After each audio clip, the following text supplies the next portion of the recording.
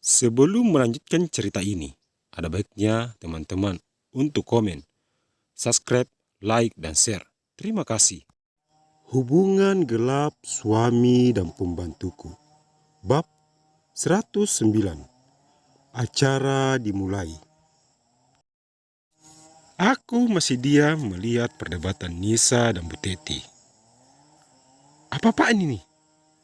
Tanya seorang pria yang datang mendekati kami. Coba lihat Hendra, siapa yang ada di hadapanmu ini? Penjaga toko? Tapi kenapa dia bisa masuk di acara besar seperti ini? Sudahlah Bu, malu dilihatin orang. Dan kamu Rini, cepat pergi dari sini sebelum aku menyuruh Sapam mengusirmu. Memangnya kamu ini siapa? Beraninya mengusirku? Kamu pengusaha ataukah pemilik hotel ini? Kamu belum tahu ya kalau Hendra bekerja di sini sebagai seorang staf. Hanya seorang staf? Harusnya kalian itu yang pergi dari sini. Dan apalah gunanya juga kalian bergabung di ruangan ini. Hanya mengurangi oksigen saja. Perempuan ini benar-benar kurang ajar. Hendra, cepat panggil Sapam untuk menyeret mereka keluar dari sini. Tanpa berkata-kata lagi, Hendra segera pergi meninggalkan kami. Bersiap-siaplah untuk dipermalukan. Mari kita lihat siapa yang akan dipermalukan di sini. Kami ataukah kamu? Masih banyak bicara juga rupanya kamu ini. Tunggu sebentar lagi. Apa nyalimu akan tetap seperti ini saat Hendra datang membawa Sapam. Tidak beberapa lama kemudian kembali Hendra datang. Tapi kini dia tidak sendiri lagi. Ada dua orang pria berbadan tegap dengan pakaian seragam Sapam. Ini mereka. Cepat seret mereka dari sini sebelum mereka mengacaukan acara ini. Tunjuk Hendra padaku dan Nisa. Kedua Sapam itu mendekati kami. Apa kalian mempunyai undangan menghadiri pesta ini? Tanya salah satu dari mereka. Sebelum menjawab, ku tatap Hendra dan ibunya sembari menaikkan ujung bibirku. Tentu kami ada. Nisa, perlihatkan surat undangannya pada mereka. Nisa segera membuka tas, lalu mengeluarkan dua buah undangan yang masih terbungkus rapi dengan plastik dan menyerahkannya pada Pak Sapam. Bola mata Bu Teti dan Hendra hampir saja melompat, tak kalah melihat undangan tersebut. Dari mana mereka mendapatkan undangan seperti itu? Tanya Hendra berbisik pada ibunya. Mungkin saja mereka memalsukan undangan itu agar mereka bisa masuk kemari. Pak Sapam mengambil undangan itu dan memeriksanya dengan saksama. Tidak beberapa lama kemudian, Pak Sapam itu menyerahkan kembali undangan itu pada Niza. Silahkan, mohon maaf bila ada sedikit hal yang kurang menyenangkan dalam penyambutan kami. Pak, coba periksa sekali lagi. Siapa tahu Bapak kurang teliti. Undangan yang mereka bawa itu palsu. Kami sudah memeriksanya, Bu, dan undangan mereka asli. Ibu sendiri siapa? Kenapa bisa berada di sini? Tanya balik Pak Sapam itu pada Bu Teti. Ma Parido, dia ini ibuku. Aku yang mengajaknya kemari. Balas Hendra. Semua orang yang sedar tadi memperhatikan kami hanya bisa tertawa melihat Bu Teti dan Hendra. Dia sendiri yang tidak punya undangan, malah menuduh orang yang bukan-bukan. Makanya jadi kaya, atau setidaknya jadi pengusaha, agar bisa tampil di acara seperti ini. Ucap seorang ibu-ibu sambil tertawa menutup mulutnya. Itulah yang dibilang, biar miskin asal sombong. Sekarang banyak kejadian seperti itu. mereka menyamar hanya untuk menikmati hidangan pada pesta besar seperti ini, mumpung gratis dan bisa melihat pertunjukan artis. Balas temannya ikut menertawai Bu Teti dan Hendra. Kalau begitu, ibu bisa tetap berada di sini. Tapi di ujung pembatas sana. Kawasan ini khusus untuk para tamu undangan. Tunjuk Pak Satpam pada pojokan ruangan berdinding kaca.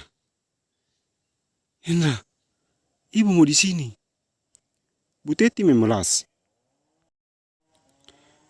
Ibu ke sana saja daripada ibu disuruh keluar. Bujuk Hendra pada ibunya. Mau tidak mau Bu Teti pun mengikuti perintah Pak Satpam itu, bergabung dengan tamu hotel yang tidak memiliki undangan.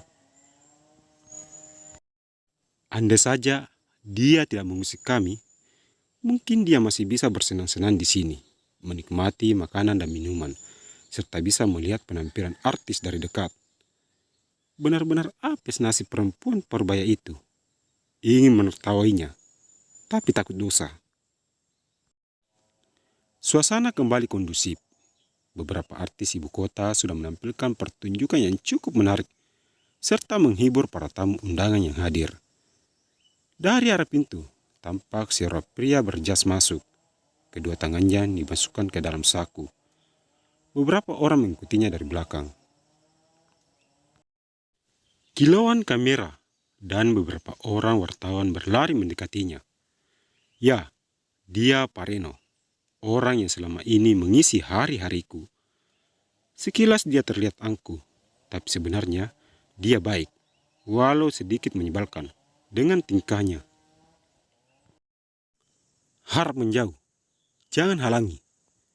Dua orang bodyguard menghadang para wartawan itu mendekati Pak Reno. Mbak, Pak Reno, dia begitu keren.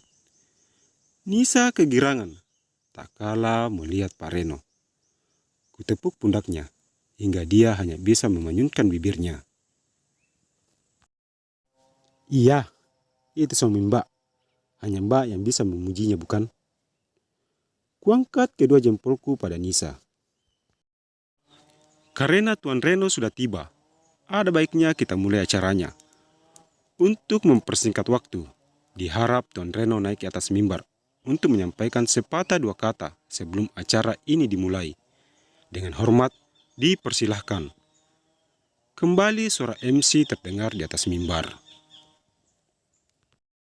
Pak Reno berjalan menaiki mimbar dengan pengawasan ketat dari para bodyguard. Orang-orang yang penasaran dengannya mulai saling berdesakan mendekati mimbar agar bisa lebih jelas melihatnya. Sebesar itukah penasaran mereka pada Pak Reno? Andai mereka tahu kalau dia sudah beristri, siap-siaplah Mbak jadi bulan-bulanan para netizen. Nisa cengengesan menatapku. Kamu ini, jangan membuatku takut. Kembali kutepuk punggung Nisa. Bukannya merasa sakit, dia malah terbahak. Mbak lihat saja, mereka rela berdesakan demi untuk melihat Pak Reno lebih dekat. Orang-orang selepel mereka saja seperti itu, bagaimana orang yang di luar sana? Betul juga katamu. Jadi ngeri melihatnya. Assalamualaikum warahmatullahi wabarakatuh dan selamat siang. Pertama-tama kami ucapkan banyak terima kasih pada rekan-rekan yang sudah menyempatkan diri hadir di acara ini. Acara yang setahun sekali kita selenggarakan demi untuk memacu para pengusaha terutama para pebisnis muda yang ingin bersaing di pasar global seperti sekarang ini. Semoga dengan adanya acara seperti ini bisa menambah minat para anak muda untuk semakin meningkatkan ketertarikan mereka berbisnis. Agar ke depannya kota kita yang sama-sama kita cinta ini semakin berkembang. Mungkin sekian sepatah dua kata dari kami. Lebih dan kurangnya mohon dimaafkan. Wabillahi taufiq wal hidayah. Assalamualaikum warahmatullahi wabarakatuh. Setelah Pak Reno duduk pada kursi yang sudah disediakan bersama orang-orang penting kota ini, kembali MC maju. Itulah tadi sepatah dua kata dari Tuan Reno selaku pengembang di kota ini. Dari itu, kami ucapkan banyak terima kasih. Sekarang kita masuk pada acara utama, yaitu pengumuman siapa-siapa saja yang tahun ini mendapat penghargaan sebagai pebisnis dan pengusaha terbaik yang ada di kota ini. Maka dari itu, saya panggilkan teman untuk menemani saya di sini, membacakan acara sekaligus membacakan nominasinya. Mari kita sambut Natalia Mahesa. Seketika gemuruh tepuk tangan bergema dalam ruangan.